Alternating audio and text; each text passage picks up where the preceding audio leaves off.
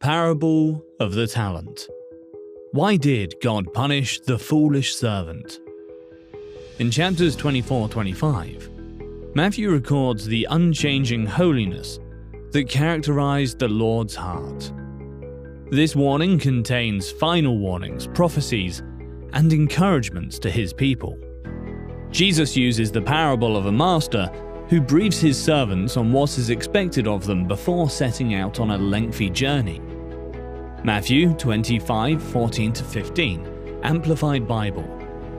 For it is just like a man who was about to take a journey, and he called his servants together and entrusted them with his possessions.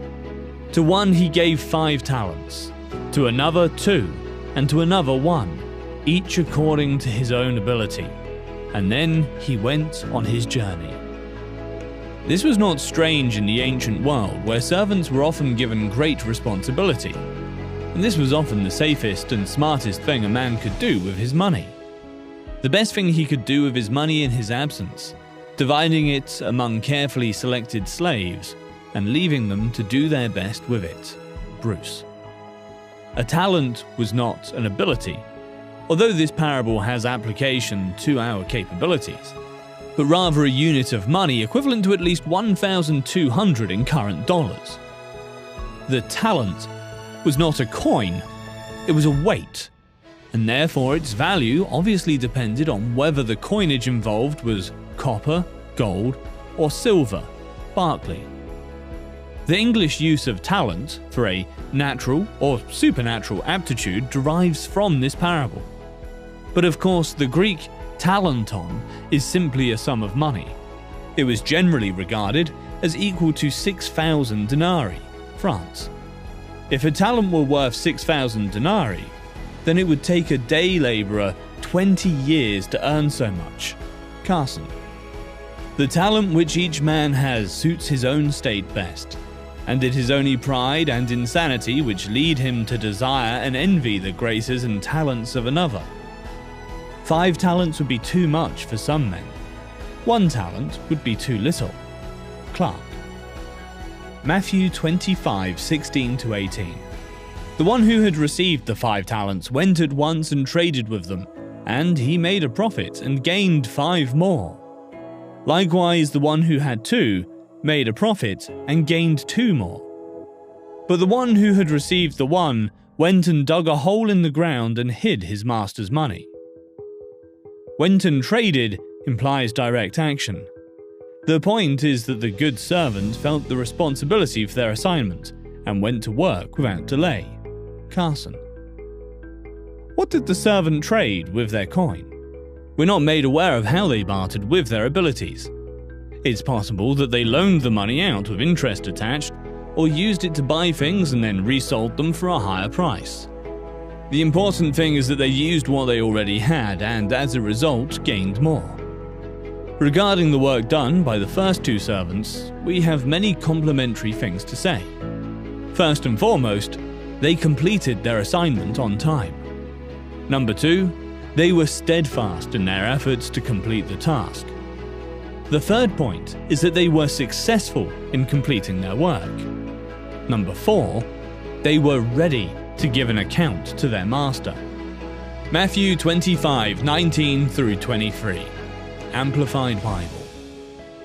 Now after a long time the master of those servants returned and settled accounts with them.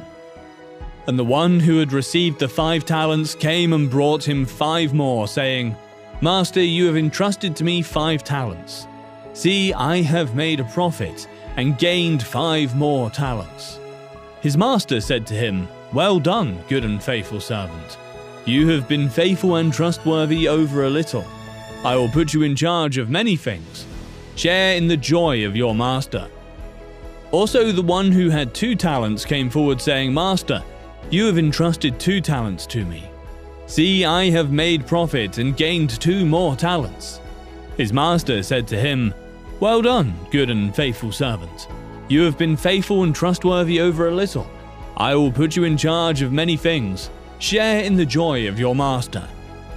The lengthy wait would tempt the servants to believe that they would never have to account for their management, yet they most certainly would.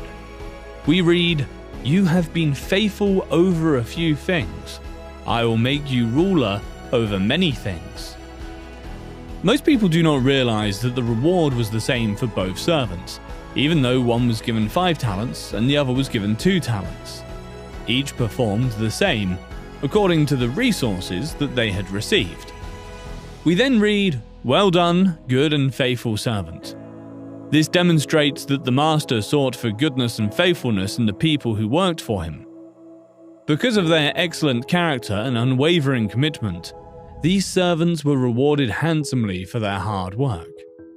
The master didn't care as much about the exact sum of money as he did about specific character attributes.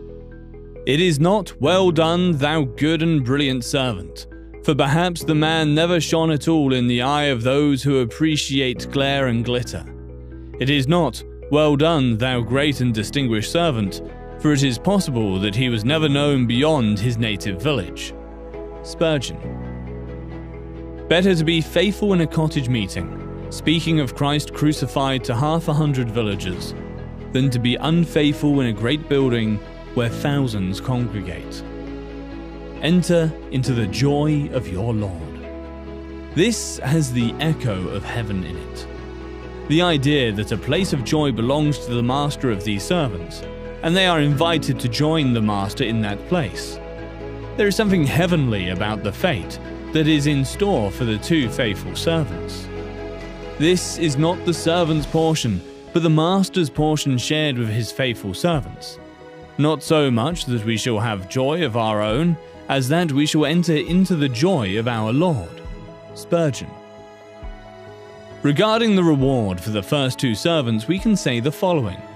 First and foremost, their master complimented them on their performance. Number 2, they received a promise of future blessing. Number 3, they received glory, also known as the joy of your Lord. The third servant gives account.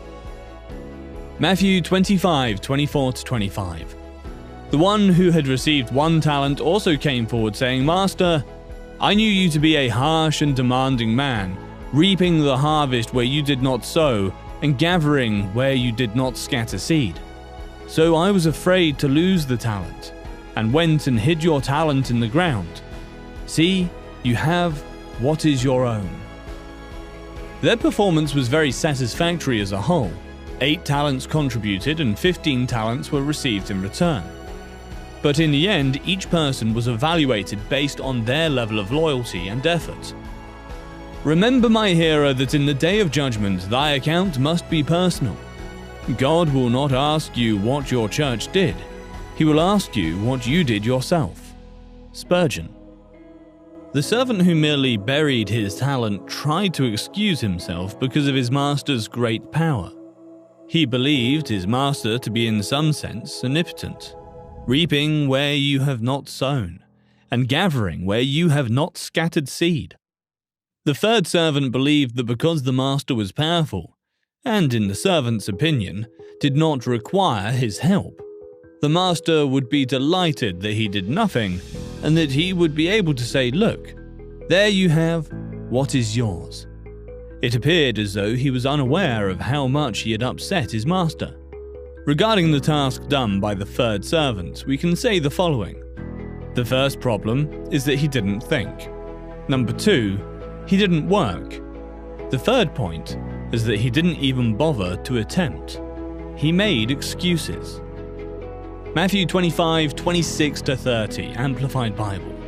But his master answered him, "You wicked, lazy servant, you knew that I reap the harvest where I did not sow and gather where I did not scatter seed. Then you ought to have put my money with the bankers, and at my return I would have received my money back with interest. So take the talent away from him and give it to the one who has the 10 talents. For to everyone who has and values his blessings and gifts from God and has used them wisely, more will be given, and he will be richly supplied so that he will have an abundance. But from the one who does not have, because he has ignored or disregarded his blessings and gifts from God, even what he does have will be taken away. And throw out the worthless servant into the outer darkness. In that place of grief and torment, there will be weeping over sorrow and pain, and grinding of teeth over distress and anger.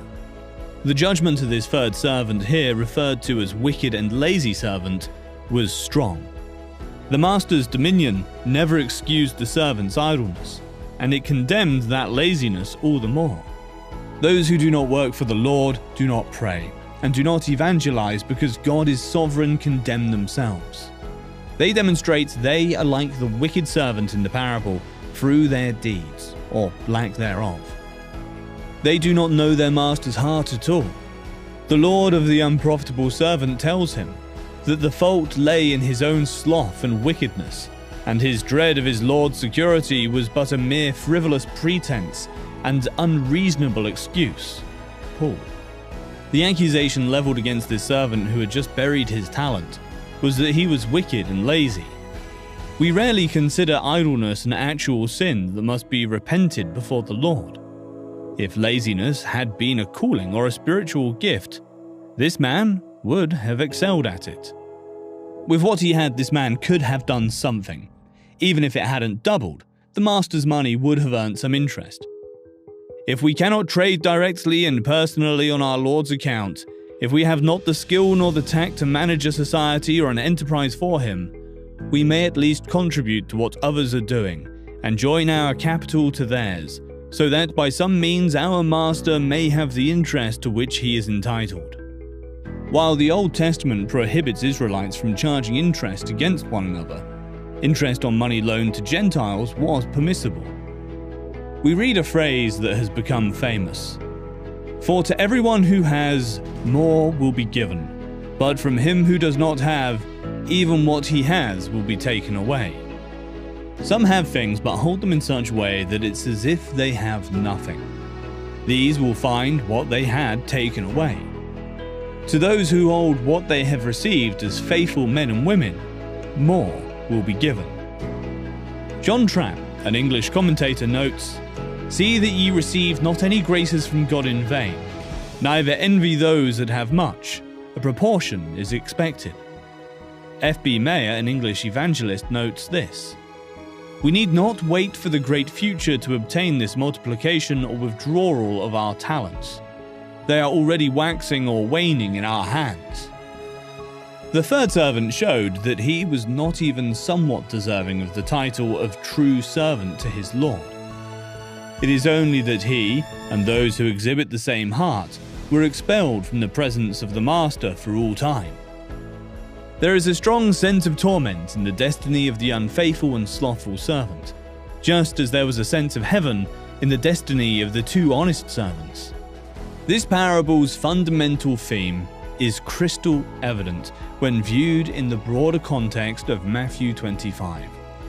Our level of preparedness for the return of Jesus is directly proportional to how well we manage the resources that he has entrusted to us.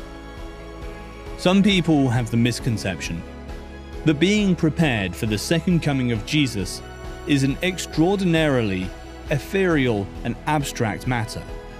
It isn't. It is simply a matter of going about our business for the Lord. In light of this parable, we must consider the following. What have we accomplished with the information that we have? Our time? Our money? Our abilities? Sins of omission, what we don't do, may be more detrimental in the long run than sins of commission, what we do. There are times when Christians talk as if God views expansion, production, and return on investment as a sinful thing. However, that preconceived view is challenged by this parable. Our knowledge, expertise, and ability, in addition to the resources that are made available to us at work, should all be put toward advancing God's kingdom. The gifts that God gives to individuals are seldom identical, nor are they always equal. If you use the gifts God has given you to the best of your ability, you will hear from Him that you have done a good job. The two successful servants are awarded in separate sums, and however they are both lauded in the same way. The parable implies that we are to use whatever skill we have been given to the best of our ability for God's glory. The parable of the talents drives home to them the gravity of the obligation and the severe repercussions of failing to comprehend and act upon his instructions appropriately. In addition, there is a message for all of humanity. The Judgment Day is a great warning to us all. To learn more about this day, click here.